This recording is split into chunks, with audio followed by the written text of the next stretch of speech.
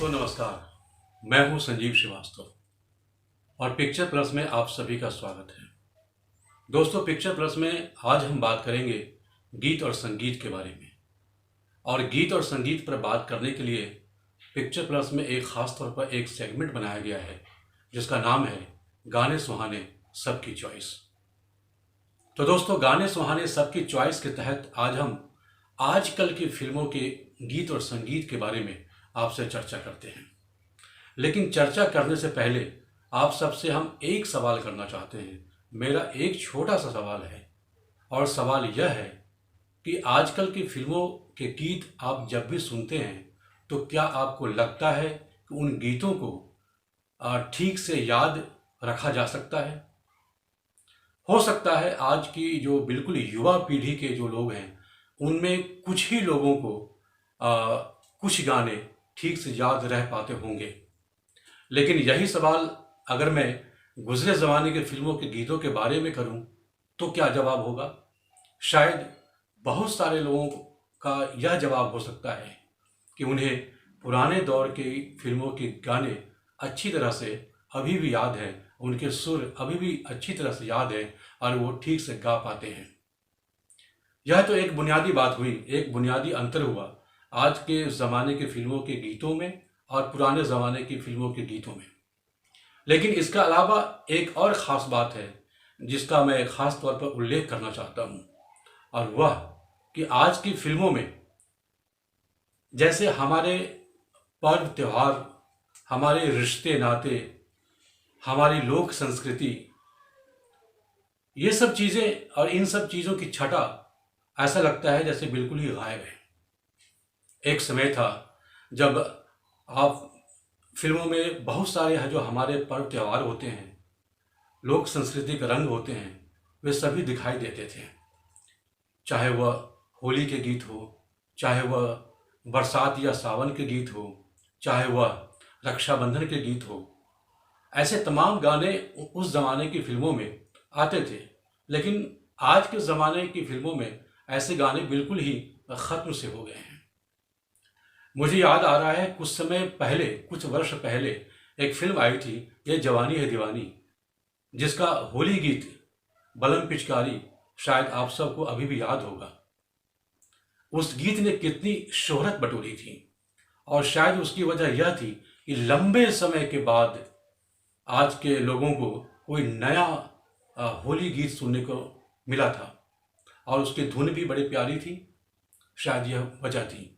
लेकिन उसके बाद कई सालों से मैं देख रहा हूँ कि जो हमारे पर्व त्योहार हैं, लोक संस्कृति है, उनसे जुड़े हुए कोई भी गीत बिल्कुल ही एक तरह से नदारद है। आखिर इसकी वजह क्या है?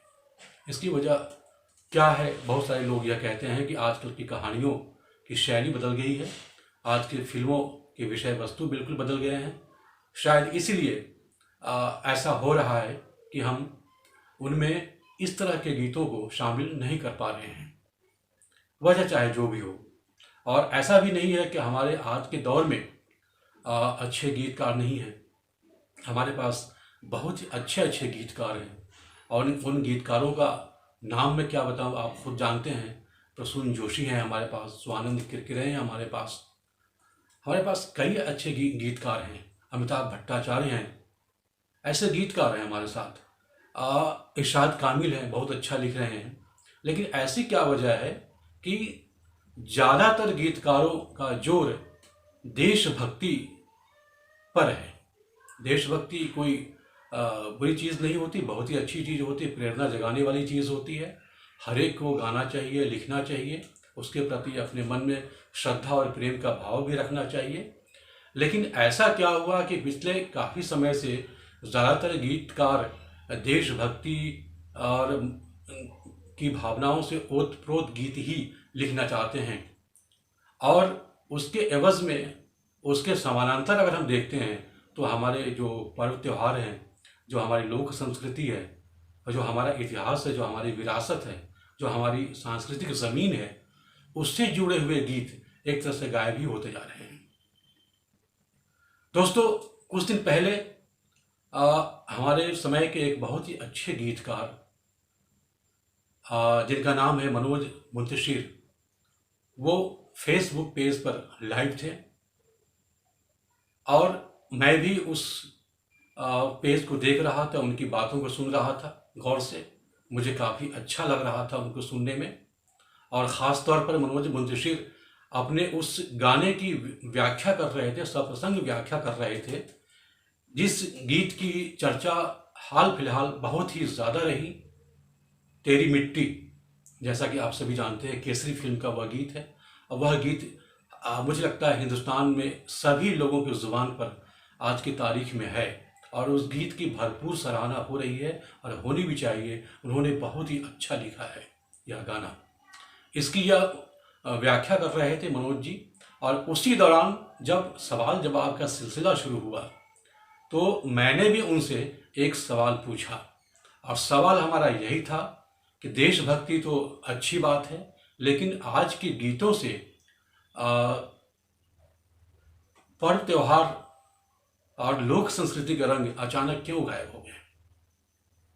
और मुझे बहुत खुशी है कि मनोज जी ने हमारे इस सवाल को बहुत ही गंभीरता से लिया और उन्होंने क्या जवाब दिया ये हम आपको सुनाते हैं। मनोज मुंतशिर जी का जवाब सुनिए। मैं आपका सवाल ले लेता हूं। संजीव जी कह रहे हैं देशभक्ति अच्छी बात है, लेकिन आज के गीतों में पर्व त्योहार लोक संस्कृति क्यों गायब है। बिल्कुल आपका संजीव जी सवाल बहुत बढ़िया है। फिल्मों का दायरा सिमट गया है, फिल्मों में म्यूजिक का दायरा सिमट गया है। तो जाहिर सी बात है कि जैसे कि पहले 6 या 7 या 8 गाने फिल्मों में हुआ करते थे, तो बहुत सारा एक कैनवस था, स्कोप था कि ये 8 गानों में एक माँ बेटे का भी गाना हो जाएगा, एक देशभक्ति का भी गाना हो जाएगा, एक होली का भी गाना हो जाएगा, एक लव सॉन्ग हो जाएगा, एक बिछड़ने का गाना हो जाएगा। हर तरह के गानों के लिए कोलाज था। अभी समहाउ जो फिल्मों का स्ट्रक्चर है, और परिवर्तन तो वो हर दौर का नियम है, उसमें मैं और आप कुछ कर नहीं सकते। अभी हमारे पास पूरी फिल्म में 3 गाने बचे, तो जाहिर सी बात है कि वो 3 गाने सिर्फ इमोशंस और इश्क और मिलने और बिछड़ने पे खर्च हो जाते हैं। तो मैं भी दुआ करता हूं, मैं भी चाहता हूं कि एक ऐसा वक्त आए संजीव जी जब मुझे ऐसे गाने लिखने का मौका मिले जिनमें अपनी सांस्कृतिक परंपरा हो, अपने त्योहार हो, अपने उत्सव हो। तो जैसा कि आपने सुना मनोज मुंतशिर जी का जवाब, आज के दौर के बहुत ही मशहूर गीतकार, और उन्होंने जो कहा वो जवाब आपके सामने है। उनका भी यही कहना था कि उन्होंने हालांकि हमारी बात को एक तरह से अप्रिशिएट किया और उन्होंने माना कि हाँ, आज के गीतों में पर्व त्योहार जैसी चीज़ के रंग और लोक संस्कृति बिल्कुल ही गायब है, दिखाई नहीं दे रहा है। तो इसकी वजह शायद कहानी का बदलाव है, परिवेश का बदलाव है, चरित्र चित्रण का बदलाव है। लेकिन जहाँ तक मुझे लगता है कि मैं हाल फिलहाल की बहुत सारी ऐसी फिल्मों की बात करूं तो वहाँ ऐसा तो बिल्कुल भी नहीं है कि रिश्ते नाते गायब हो गए। चाहे पिंकी की बात कर लीजिए या पीकू की बात कर लीजिए या पंगा की बात कर लीजिए या फिर थप्पड़ की बात कर लीजिए, ऐसी इंग्लिश मीडियम की बात कर लीजिए, अंग्रेज़ी मीडियम की बात कर लीजिए। ऐसी तमाम फिल्में हम हाल के दौर में देख रहे हैं जहाँ पूरी पारिवारिकता है, वहाँ भी माता पिता है, भाई बहन है, वहाँ भी सारे रिश्तेदार हैं, वहाँ भी पूरी सामाजिकता है और पूरी भारतीयता में इन फिल्मों की कहानी रंगी हुई है। तो आखिर ऐसी वजह क्या है कि हमारी संवेदनाओं हमारी संवेदनाओं की जो ज़मीन है, सांस्कृतिक पृष्ठभूमि, उससे जुड़े हुए गीत क्यों नहीं रच कर आ पा रहे हैं। हालांकि मनोज जी ने यह कहा कि उन्हें जब भी मौका मिलेगा इस तरह के गीत लिखने का तो ज़रूर लिखेंगे। और दोस्तों, मैं भी इंतज़ार करूंगा कि मनोज जी आखिरकार इस तरह के गीत कब लिखते हैं। हमें भी इंतज़ार रहेगा, मनोज जी ही क्यों बल्कि हमारे दौर के जो जितने भी मशहूर और अच्छे गीतकार हैं आज के दौर के, चाहे वो प्रसून जोशी हो, इरशाद कामिल हो, अमिताभ भट्टाचार्य हो, जयदीप साहनी हो, ऐसे गीतकार को मैं बिल्कुल ही एक तरह से आह्वान करना चाहता हूँ कि देशभक्ति के साथ साथ हमारी जो लोक संस्कृति से जुड़े हुए जो हमारे रंग हैं, उनको एक बार फिर से अपने शब्दों में एक नई ऊर्जा दे, नया जीवन दे और आज की पीढ़ी को बताने की कोशिश करें कि हमारी लोक संस्कृति किस तरीके से एक बहुआयामी संस्कृति है। तो दोस्तों, आज के लिए बस इतना ही। पिक्चर प्लस पर हम एक बार फिर मुखातिब होंगे आपसे, किसी गीत के बारे में, किसी फिल्म के बारे में, किसी सीरियल के बारे में, कलाकार के बारे में चर्चा लेकर के। दोस्तों, आपको अगर हमारा ये कंटेंट, हमारा ये चैनल पसंद आता है तो इसे लाइक, शेयर और सब्सक्राइब करना ना भूलें। बहुत बहुत धन्यवाद हमें देखने के लिए। नमस्कार।